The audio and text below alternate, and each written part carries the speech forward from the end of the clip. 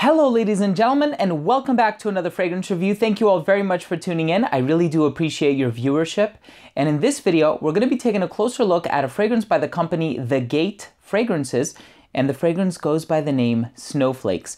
Now here it is resting in this podium, very reminiscent of an Amouage or a Parfum de Marly or even a Tom Ford Private Blend.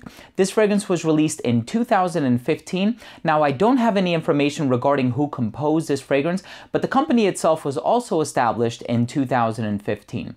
Now when you look on Fragrantica.com, it says that there are currently 12 offerings from the brand, although I do have suspicion to believe that they have more in the works. Just some of them are not listed on Fragrantica, and I'm excited to talk to you guys a little bit about this fragrance and also compare it to a more popular predecessor. But let's go ahead and start things off by taking a look at the presentation. So here is the box. You have this nice little graphic on the background here, the name of the fragrance right in the front, eau de parfum, the concentration, the size down at the bottom. On the very bottom, you have the ingredients and the UPC code here on the right. You have The Gate Fragrances printed on the box in the back. And here is the logo on the top of the box. Of course, it opens up and it creates this nice little podium in which the bottle rests.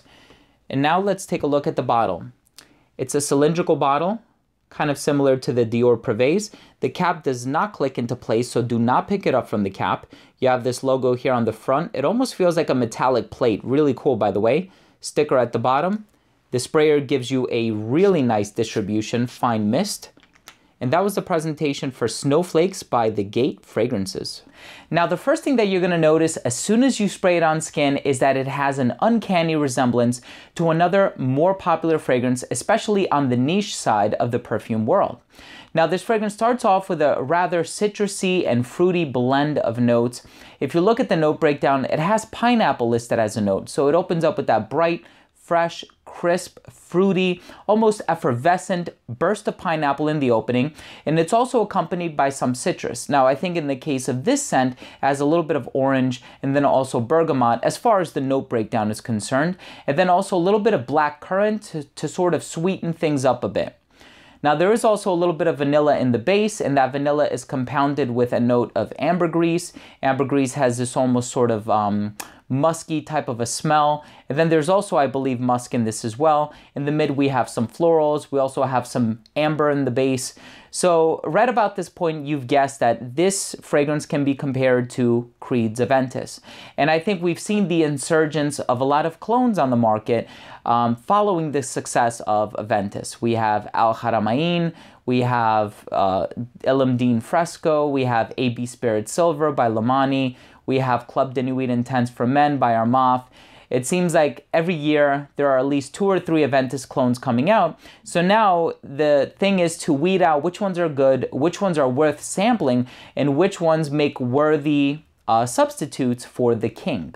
Now with this one in particular, I really like this scent, and I'm really digging this scent, and I have to agree, it is a very, very close clone to Aventus. Now, I want this to be said that there's never going to be a substitute. I mean, there's never going to be a replacement for Aventus. There will always be a substitute for it.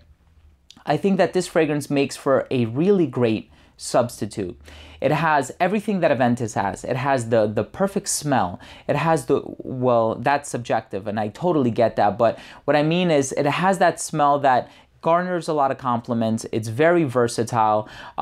It's very likable. It has universal appeal. It has mass appeal. I mean, you have the fruitiness, the vanilla in the base. You have the little bit of sweetness, which really serves to make this fragrance a bit more masculine. That smokiness can be attributed to the note of birch tar.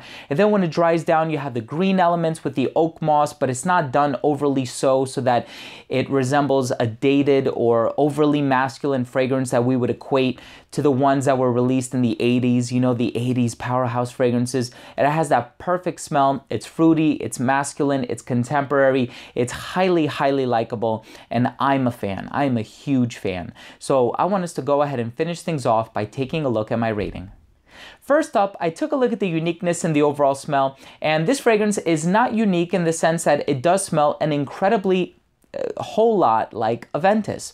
And it also follows the footsteps of many other fragrances that have sort of tried to recreate Aventus's success.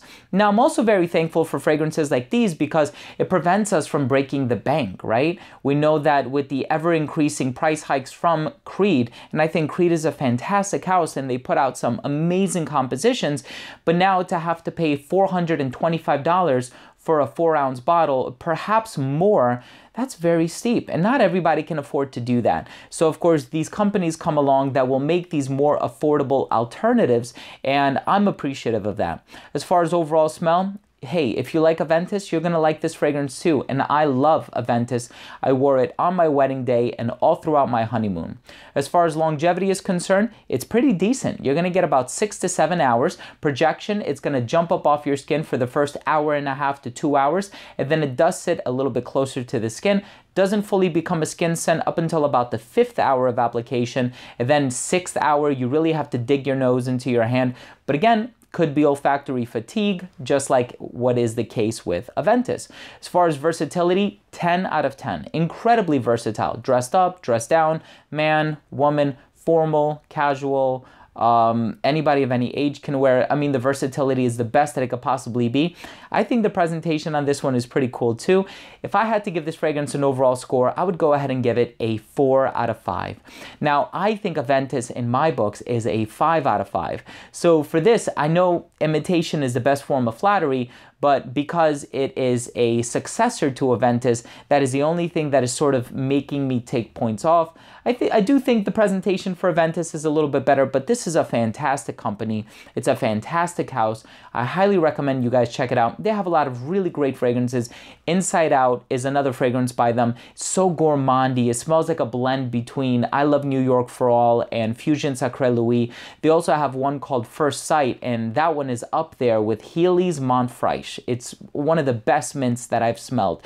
So definitely make sure to check this company out. All of the information is going to be down below. So guys, once again, thank you so much for tuning in. I really do appreciate your support. Don't forget to subscribe. This way you can stay up to date on future videos, which include fragrance reviews, top 10s, giveaways, unboxings, and a lot of other fragrance related content. And don't forget to enable notifications. And remember, I smell well so you can smell good. We'll see you in the next episode. Take care, everyone.